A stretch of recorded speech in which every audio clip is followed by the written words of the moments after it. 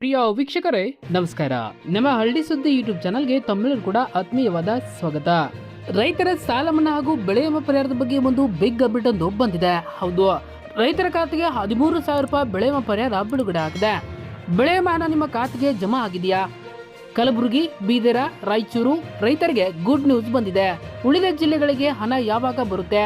ಜೊತೆಗೆ ರೈತರ ಸಾಲ ಮನ್ನಾ ಬಗ್ಗೆ ಇವತ್ತು ನಡೆದ ಮಹತ್ವದ ಸಭೆಯ ಅಪ್ಡೇಟ್ ಏನು? ಈ ವಿಡಿಯೋದಲ್ಲಿ ಸಂಪೂರ್ಣವಾದ ಮಾಹಿತಿಯನ್ನು ತಿಳಿಸಿಕೊಡಲಿದ್ದೇನೆ. ದಯವಿಟ್ಟು ವಿಡಿಯೋನ ಎಲ್ಲೂ ಕೂಡ ಸ್ಕಿಪ್ ಮಾಡದೆ ಕೊನೆವರೆಗೂ ನೋಡಿ. ಹಾಗೆ ನಿಮ್ಮ ಸಾಲ ಎಷ್ಟು ಇದೆ ಎಂಬುದನ್ನು ನಮ್ಮ ಕಮೆಂಟ್ ಬಾಕ್ಸಲ್ಲಿ ತಿಳಿಸಿ. ಹಾಗೆ ನಿಮ್ಮ ಖಾತೆಗೆ ಇಲ್ಲಿವರೆಗೆ ಎಷ್ಟು ಬೆಳೆ ವಿಮಾ ಹಣ ಜಮಾ ಆಗಿದೆ ಎಂಬುದನ್ನು ಕೂಡ ನಮ್ಮ ಕಮೆಂಟ್ ಬಾಕ್ಸಲ್ಲಿ ತಿಳಿಸಿ. ಹಾಗೆ ನೀವು ಯಾವ ಜಿಲ್ಲೆಯಿಂದ ನಮ್ಮ ವಿಡಿಯೋನ ನೋಡ್ತಾ ಇದ್ದೀರಿ ಅದನ್ನು ಕೂಡ ನಮ್ಮ ಕಮೆಂಟ್ ಬಾಕ್ಸಲ್ಲಿ ತಿಳಿಸಿ. ನಮಸ್ಕಾರ ರೈತ ಬಾಂಧವರೇ, ನಮ್ಮ ಹಳ್ಳಿ ಸುದ್ದಿ ಯೂಟ್ಯೂಬ್ ಚಾನಲ್ಗೆ ತಮ್ಮೆಲ್ಲರೂ ಕೂಡ ಆತ್ಮೀಯವಾದ ಸ್ವಾಗತ.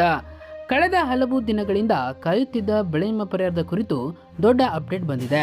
ಇವತ್ತು ಯಾವ ಯಾವ ಜಿಲ್ಲೆಗಳಿಗೆ ಹಣ ಜಮಾ ಆಗಿದೆ, ನಾಳೆ ಯಾರ ಖಾತೆಗೆ ಹಣ ಬೀಳಲಿದೆ, ಇದರ ಜೊತೆಗೆ ರಾಜ್ಯದ ರೈತರು ಎದುರು ನೋಡುತ್ತಿರುವ ಸಾಲ ಮನ್ನಾ ಬಗ್ಗೆ ಇವತ್ತು ನಡೆದ ಮಹತ್ವದ ಸಭೆಯಲ್ಲಿ ಸರ್ಕಾರ ತೆಗೆದುಕೊಂಡ ನಿರ್ಧಾರವೇನು, ಈ ಎಲ್ಲ ಮಾಹಿತಿಯನ್ನ ಈ ವಿಡಿಯೋದಲ್ಲಿ ವಿವರವಾಗಿ ನೀಡಲಿದ್ದೇನೆ.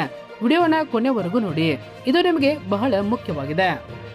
ಮೊದಲನೇದಾಗಿ ಪ್ರಧಾನ ಮಂತ್ರಿ ಫಸಲ್ ಬಿಮಾ ಯೋಜನೆಯಡಿ ಕಳೆದ ಮುಂಗಾರು ಮತ್ತು ಹಿಂಗಾರು ಹಂಗಾಮಿನ ಬೆಳೆ ವಿಮಾ ಪರಿಹಾರದ ಬಗ್ಗೆ ಮಾತನಾಡೋಣ.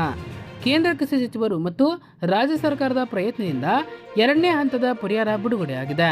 ಮೊದಲ ಹಂತದಲ್ಲಿ ಸುಮಾರು 320 ಕೋಟಿ ರುಗಳನ್ನು ಉತ್ತರ ಕರ್ನಾಟಕದ ಜಿಲ್ಲೆಗಳಿಗೆ ನೀಡಲಾಗಿತ್ತು.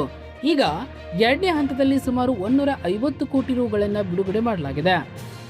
ಹಾಗಾದರೆ ಯಾವೆಲ್ಲ ಜಿಲ್ಲೆಗಳಿಗೆ ಬಿಡುಗಡೆ ಮಾಡಲಾಗಿದೆ ಇಲ್ಲಿ ನೋಡ್ತಾ ಹೋಗೋಣ. ಈ ಲಿಸ್ಟ್ನಲ್ಲಿ ನಿಮ್ಮ ಜಿಲ್ಲೆ ಇದೆಯಾ ಒಂದ್ಸಾರಿ ಚೆಕ್ ಮಾಡ್ಕೊಳ್ಳಿ. ಹಾಗಾದ್ರೆ ಆ ಜಿಲ್ಲೆಗಳನ್ನು ನೋಡೋಣ ಬನ್ನಿ. ಕಲಬುರಗಿ, ಬೀದರ, ರಾಯಚೂರು ಮತ್ತು ವಿಜಯಪುರ ಜಿಲ್ಲೆಗಳ ಅರ್ಹ ರೈತರ ಖಾತೆಗೆ ಹಣ ಕ್ರೆಡಿಟ್ ಆಗಲು ಪ್ರಾರಂಭವಾಗಿದೆ. ಇನ್ನುಳಿದ ಜಿಲ್ಲೆಗಳ ರೈತರಿಗೆ ನಾಳೆ ಅಥವಾ ನಾಡಿದ್ದು ಹಣ ಜಮಾ ಆಗುವ ನಿರೀಕ್ಷೆ ಇದೆ. ನಿಮ್ಮ ಬ್ಯಾಂಕ್ ಖಾತೆಯನ್ನು ಒಂದ್ಸಾರಿ ಚೆಕ್ ಮಾಡ್ಕೊಳ್ಳಿ. ರೈತರೇ, ರಾಜ್ಯದ ಅನೇಕ ಭಾಗಗಳಲ್ಲಿ ಮಳೆ ಕೊರತೆ ಇರುವುದರಿಂದ ಬರಗಾಲದ ಪರಿಸ್ಥಿತಿ ಉಂಟಾಗಿದೆ. ಕೆಲವು ಜಿಲ್ಲೆಗಳಲ್ಲಿ ಮಳೆ ಪ್ರಮಾಣ 80ರಿಂದ 90% ಕುಸಿದಿದೆ. ಬೆಳೆದ ಬೆಳೆಗಳು ಒಣಗುತ್ತಿವೆ. ಈ ಬಗ್ಗೆ ರೈತ ಪರ ಸಂಘಟನೆಗಳು ಒತ್ತಾಯ ಮಾಡುತ್ತಿದ್ದು, ಇವತ್ತು ನಡೆದ ಸಭೆಯಲ್ಲಿ ಸರ್ಕಾರವು ಬರಪೀಡಿತ ಜಿಲ್ಲೆಗಳನ್ನು ಘೋಷಿಸಲು ನಿರ್ಧರಿಸಿದೆ. ಸಚಿವ ಸಂಪುಟ ವಿಸ್ತರಣೆ ನಂತರ ತುರ್ತು ಕ್ರಮಗಳನ್ನು ಕೈಗೊಳ್ಳಲಾಗುವುದು ಮತ್ತು ಜಾನುವಾರುಗಳಿಗೆ ಮೇವಿನ ಕೊರತೆ ಆಗದಂತೆ ಮತ್ತು ಕುಡಿಯುವ ನೀರಿಗೆ ತೊಂದರೆ ಆಗದಂತೆ ನೋಡಿಕೊಳ್ಳಲು ಜಿಲ್ಲಾಡಳಿತಕ್ಕೆ ಸೂಚನೆ ನೀಡಲಾಗಿದೆ. ಇನ್ನು ಬಹಳ ಮುಖ್ಯವಾದ ವಿಷಯ ನೋಡ್ತಾ ಹೋಗೋಣ. ಸಾಲ ಮನ್ನಾ. ಹೌದು, ಕಳೆದ ಕೆಲವು ದಿನಗಳಿಂದ ಈ ವಿಷಯ ಚರ್ಚೆಯಲ್ಲಿದೆ. ರೈತರು ಸಹಕಾರಿ ಬ್ಯಾಂಕುಗಳು ಮತ್ತು ಸೊಸೈಟಿಗಳಲ್ಲಿ ಪಡೆದ ಸಾಲವನ್ನ ಮನ್ನಾ ಮಾಡುವಂತೆ ಪಟ್ಟು ಹಿಡಿದಿದ್ದಾರೆ. ಸರ್ಕಾರಿ ಮಟ್ಟದಲ್ಲಿ ಇದಕ್ಕೆ ಸಂಬಂಧಿಸಿದಂತೆ ಪ್ರಾಥಮಿಕ ಸಭೆಗಳು ನಡೆದಿವೆ. ಸಂಪೂರ್ಣ ಸಾಲ ಮನ್ನಾ ಮಾಡುವುದು ದೊಡ್ಡ ಆರ್ಥಿಕ ಹೊರೆಯಾದರೆ ರೈತರಿಗೆ ನೆರವಾಗಲು ಬದಲಿ ದಾರಿಗಳನ್ನ ಹುಡುಕುತ್ತಿದೆ. ಸದ್ಯಕ್ಕೆ ಯಾವುದೇ ಬ್ಯಾಂಕ್ ಅಧಿಕಾರಿಗಳು ರೈತರ ಮೇಲೆ ಸಾಲ ಮರುಪಾವತಿಗೆ ಒತ್ತಡ ಹೇರಬಾರದು ಎಂದು ಸರ್ಕಾರ ಕಟ್ಟುನಿಟ್ಟಿನ ಸೂಚನೆ ನೀಡಿದೆ ಹಾಗೂ ಚಿಂತನೆ ನಡೆಸಿದೆ. ಸಾಧ್ಯವಾದರೆ ಬಡ್ಡಿ ಮನ್ನಾ ಮಾಡುವ ನಿಟ್ಟಿನಲ್ಲಿ ಕೂಡ ಚರ್ಚೆಗಳು ನಡೆಯುತ್ತಿವೆ. ರೈತ ಬಾಂಧವರೇ, ಈ ಸಮಯದಲ್ಲಿ ನೀವು ಯಾವುದೇ ಆತಂಕ ಒಳಗಾಗಬೇಡಿ. ವಿಮೆ ಹಣ ಜಮಾ ಆಗದಿದ್ದರೆ ಹತ್ತಿರದ ಕೃಷಿ ಇಲಾಖೆ ಕಚೇರಿಗೆ ಭೇಟಿ ನೀಡಿ ಮಾಹಿತಿ ಪಡೆಯಿರಿ. ಸಾಮಾಜಿಕ ಜಾಲತಾಣಗಳಲ್ಲಿ ಬರುವ ಸುಳ್ಳು ಸುದ್ದಿಗಳಿಗೆ ಕಿವಿಗೊಡಬೇಡಿ. ಅಧಿಕೃತ ಮಾಹಿತಿಗಾಗಿ ಕೃಷಿ ಇಲಾಖೆ ಅಧಿಕೃತ ವೆಬ್ಸೈಟ್ಗೆ ಹಾಗೂ ನಮ್ಮಂಥ ವಿಶ್ವಾಸಾರ್ಹ ಸುದ್ದಿಗಳ ಮೇಲೆ ನಿಗಾ ಇರಿಸಿ. ಯಾವುದೇ ಮಧ್ಯವರ್ತಿಗಳ ಮಾತನ್ನು ನಂಬಿ ಹಣ ನೀಡಬೇಡಿ. ಪ್ರಧಾನಮಂತ್ರಿ ಫಸಲ್ ವಿಮಾ ಯೋಜನೆಯಡಿ ಕಳೆದ ಮುಂಗಾರು ಮತ್ತು ಹಿಂಗಾರು ಹಂಗಾಮಿನ ವಿಮೆ ಪರಿಹಾರ ಹಣ ಈಗ ಬಿಡುಗಡೆ ಆಗಿದೆ. ಮುಖ್ಯಮಂತ್ರಿಗಳು ಇತ್ತೀಚೆಗೆ ಕಲಬುರಗಿಗೆ ಭೇಟಿ ನೀಡಿದಾಗ ಈ ಬಗ್ಗೆ ಭರವಸೆಯನ್ನು ನೀಡಿದ್ದರು. ಅದರಂತೆ ಇದೀಗ 150 ಕೋಟಿ ರೂಪಾಯಿಗಳ ಎರಡನೇ ಹಂತದ ಪರಿಹಾರ ಮೊತ್ತವನ್ನು ಬಿಡುಗಡೆ ಮಾಡಲಾಗಿದೆ. ಈ ಹಣವು ನೇರವಾಗಿ ನಿಮ್ಮ ಆಧಾರ್ ಲಿಂಕ್ ಆಗಿರುವ ಬ್ಯಾಂಕ್ ಖಾತೆಗೆ ಜಮಾ ಆಗಲಿದೆ. ಈಗಾಗಲೇ ಕಲಬುರಗಿ, ಬೀದರ, ರಾಯಚೂರು ಮತ್ತು ವಿಜಯಪುರ ಜಿಲ್ಲೆಗಳ ರೈತರ ಖಾತೆಗೆ ಹಣ ಜಮಾ ಆಗಿದೆ. ಇನ್ನುಳಿದ ಜಿಲ್ಲೆಗಳ ರೈತರಿಗೆ ತಾಂತ್ರಿಕ ಪ್ರಕ್ರಿಯೆ ನಡೆಯುತ್ತಿದ್ದು, ಮುಂದಿನ 24ರಿಂದ 48 ಗಂಟೆಗಳ ಒಳಗಾಗಿ ನಿಮ್ಮ ಖಾತೆಗೆ ಹಣ ಬಂದು ಬಿಡಲಿದೆ. ಹಾಗಾಗಿ ಬ್ಯಾಂಕ್ ಪಾಸ್ಬುಕ್ ಅಪ್ಡೇಟ್ ಅನ್ನು ಮಾಡಿಸ್ಕೊಳ್ಬೇಕಾಗುತ್ತೆ ಅಥವಾ ನಿಮ್ಮ ಬ್ಯಾಂಕಿನ SMS ಅಲರ್ಟ್ ಅನ್ನು ಗಮನಿಸ್ತಾ ಇರಿ. ರೈತರೆ, ನಾವು ಬೆಳೆ ವಿಮೆ ಬಗ್ಗೆ ಮಾತನಾಡ್ತಾ ಇದ್ದೇವೆ, ಆದರೆ ರಾಜ್ಯದ ವಾಸ್ತವಿಕ ಪರಿಸ್ಥಿತಿ ಬೇರೆ ಇದೆ. ರಾಜ್ಯದ ಅನೇಕ ಜಿಲ್ಲೆಗಳಲ್ಲಿ ಈ ವರ್ಷ ಮಳೆ ಕೊರತೆಯಿಂದ ರೈತರು ತೀವ್ರ ಸಂಕಷ್ಟದಲ್ಲಿದ್ದಾರೆ. ಕೆಲವೆಡೆ 80ರಿಂದ 90% ಮಳೆ ಕೊರತೆ ಆಗಿದೆ. ಬೆಳೆಗಳು ಒಣಗ್ತಾ ಇವೆ. ಜಾನುವಾರುಗಳಿಗೆ ಮೇವಿನ ತೀವ್ರ ಅಭಾವ ಉಂಟಾಗಿದೆ. ಈ ಬಗ್ಗೆ ರೈತ ಸಂಘಟನೆಗಳು ಕೂಡ ಸರ್ಕಾರಕ್ಕೆ ಪದೇ ಪದೇ ಒತ್ತಾಯ ಮಾಡ್ತಾ ಇದ್ದಾವೆ. ಇವತ್ತು ನಡೆದ ಸಭೆಯಲ್ಲಿ ಸರ್ಕಾರ ಬರಪೀಡಿತ ಜಿಲ್ಲೆಗಳನ್ನ ಘೋಷಿಸಲು ಚರ್ಚೆಯನ್ನು ನಡೆಸಿದೆ. ಸಚಿವ ಸಂಪುಟ ವಿಸ್ತರಣೆ ನಂತರ ಬರ ನಿರ್ವಹಣೆಗಾಗಿ ಪ್ರತ್ಯೇಕ ಪ್ಯಾಕೇಜ್ ಅನ್ನ ಘೋಷಣೆ ಮಾಡುವ ಭರವಸೆಯನ್ನ ಸರ್ಕಾರ ನೀಡಿದೆ. ಇದು ಕೇವಲ ಮಾತಾಗಿದೆ, ಕಾರ್ಯರೂಪಕ್ಕೆ ಬರಲಿ ಎನ್ನುವುದೇ ನಮ್ಮ ಆಶಯ.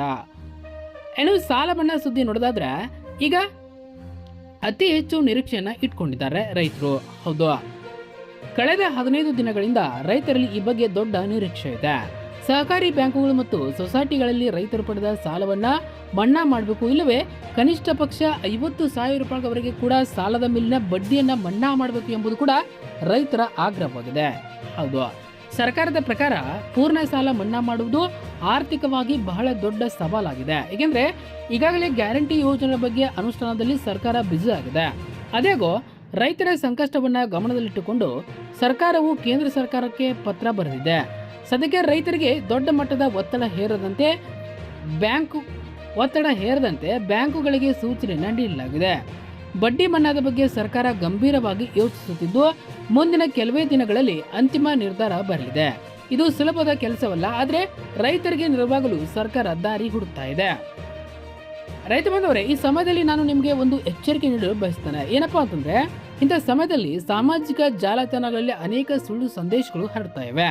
ಅದೇನಪ್ಪ ಅಂದರೆ ಸಾಲ ಮನ್ನಾ ಪಟ್ಟಿ ಬಿಡುಗಡೆ, ಎಲ್ಲರಿಗೂ 1 ಲಕ್ಷ ಸಹಾಯಧನ, ಇಂಥ ಸುಳ್ಳು ಲಿಂಕ್ಗಳನ್ನ ನಂಬಿ ನಿಮ್ಮ ಬ್ಯಾಂಕ್ ವಿವರಗಳನ್ನ ಅವರಿಗೆ ಹಂಚಿಕೊಳ್ಬೇಡಿ. ಅಧಿಕೃತ ಮಾಹಿತಿಗಾಗಿ ನಿಮ್ಮ ಗ್ರಾಮದ ಕೃಷಿ ಇಲಾಖೆ ಕಚೇರಿಗೆ ಅಥವಾ ಕಂದಾಯ ಇಲಾಖೆ ಅಧಿಕಾರಿಗಳನ್ನ ಸಂಪರ್ಕಿಸಿ. ಯಾವುದೇ ವ್ಯಕ್ತಿ ಹಣ ಕೇಳಿದ್ರೆ ಕೊಡಬೇಡಿ. ಸರ್ಕಾರ ನೀಡುವ ಸಹಾಯಧನ ಯಾವುದೇ ಮಧ್ಯವರ್ತಿಗಳಿಲ್ಲದೆ ನೇರವಾಗಿ ನಿಮ್ಮ ಖಾತೆಗೆ ಬರುವಂಥದ್ದು. ರೈತರೇ, ಈ ವಿಡಿಯೋದಲ್ಲಿ ನಾವು ಬೆಳೆ ವಿಮಾ ಹಾಗೂ ಬರಗಾಲ ಮತ್ತು ಸಾಲ ಮನ್ನಾ ಕುರಿತಾದ ಪ್ರಸ್ತುತ ಮಾಹಿತಿಯನ್ನು ಹಂಚಿಕೊಂಡಿದ್ದೇವೆ. ಇನ್ನು ನಿಮಗೆ ಬೆಳೆ ವಿಮಾ ಹಣ ಬರೆದಿದ್ರೆ ಏನು ಮಾಡಬೇಕು? ಹೌದು, ಮೊದಲನೇದಾಗಿ ನೀವು ಬೆಳೆ ವಿಮಾ ನೋಂದಣಿ ಮಾಡಿದ್ದೀರಾ ಎಂದು ಒಂದ್ಸಾರಿ ಖಚಿತಪಡಿಸಿಕೊಳ್ಳಿ. ಹಾಗೆ ನಿಮ್ಮ ಬಳಿ ಇರುವ ಎಕ್ನಾಲಜ್ಮೆಂಟ್ ಸ್ಲಿಪ್ ಅನ್ನು ಪರಿಶೀಲಿಸಿಕೊಳ್ಳಿ. ನಂತರ ಸಂರಕ್ಷಣಾ ಪೋರ್ಟಲ್ನಲ್ಲಿ ನಿಮ್ಮ ಸ್ಟೇಟಸ್ ಅನ್ನು ಒಂದ್ಸಾರಿ ಚೆಕ್ ಮಾಡ್ಕೊಳ್ಳಿ. ಹಾಗೆ ನಿಮ್ಮ ಆಧಾರ್ ಕಾರ್ಡ್ ಮತ್ತು ಬ್ಯಾಂಕ್ ಖಾತೆಗೆ ಲಿಂಕ್ ಆಗಿದೆಯಾ ಅಥವಾ ಇಲ್ವಾ ಒಂದ್ಸಾರಿ ಅದನ್ನು ಕೂಡ ಚೆಕ್ ಮಾಡ್ಕೊಳ್ಳಿ. ಬ್ಯಾಂಕ್ನಲ್ಲಿ ಹೋಗಿ ವಿಚಾರಿಸಿ. ಬಹಳಷ್ಟು ರೈತರಿಗೆ ಹಣ ಬಾರದಿರಲು ಇದೇ ಮುಖ್ಯವಾದ ಕಾರಣವಾಗಿರುತ್ತೆ. ಇನ್ನು ಬರಗಾಲ ಘೋಷಣೆ ಆದರೆ ನಿಮಗೆ ಸಿಗುವ ಸೌಲಭ್ಯಗಳು ಏನೇನು? ಹೌದು, ಬೆಳೆ ಸಾಲದ ಮರುಪಾವತಿ ಅವಧಿಯನ್ನು ವಿಸ್ತರಣೆ ಮಾಡಲಾಗುತ್ತದೆ. ಅಂದರೆ ಸಾಲವನ್ನು ತಕ್ಷಣವೇ ಕಟ್ಟಿ ಎಂದು ಬ್ಯಾಂಕ್ನವರು ಕಿರುಕುಳ ನೀಡುವಂತಿಲ್ಲ. ಜಾನುವಾರುಗಳಿಗೆ ಉಚಿತವಾಗಿ ಮೇವು ಮತ್ತು ಕುಡಿಯುವ ನೀರಿನ ವ್ಯವಸ್ಥೆಯನ್ನು ಸ್ಥಳೀಯ ಪಂಚಾಯಿತಿಗಳ ಮೂಲಕ ಕಲ್ಪಿಸಲಾಗುತ್ತದೆ. ನಂತರ ವಿದ್ಯುತ್ ಬಿಲ್ ಪಾವತಿಯನ್ನು ರಿಯಾಯಿತಿ ಅಥವಾ ವಿದ್ಯುತ್ ಸಂಪರ್ಕ ಕಡಿತಗೊಳಿಸುವಂತೆ ನಿರ್ಬಂಧ ಹೇರಲಾಗುತ್ತೆ. ಈಗ ಮಳೆ ಕೊರತೆ ಇರುವ ರೈತರು ಕಡಿಮೆ ನೀರಿನಲ್ಲಿ ಹೆಚ್ಚು ಇಳುವರಿ ಪಡೆಯಲು ಮಣ್ಣಿನ ತೇವಾಂಶ ಸಂರಕ್ಷಣೆ ಮಾಡುವ ವಿಧಾನಗಳನ್ನು ಅನುಸರಿಸಬೇಕಾಗುತ್ತೆ. ಕೃಷಿ ಇಲಾಖೆ ತಜ್ಞರು ಹೇಳುವಂತೆ ಮೆಲ್ಟಿಂಗ್ ಮಾಡುವುದು ಅಥವಾ ಹನಿ ನೀರಾವರಿಯನ್ನು ಸಮರ್ಪಕವಾಗಿ ಬಳಸುವುದು ಈಗಿನ ಸಂದರ್ಭದಲ್ಲಿ ಅತ್ಯಂತ ಅವಶ್ಯಕವಾಗಿದೆ. ಕೃಷಿ ವಿಜ್ಞಾನ ಕೇಂದ್ರ ತಜ್ಞರ ಸಹಾಯವನ್ನು ಪಡೆಯಲು ಹಿಂಜರಿಯಬೇಡಿ.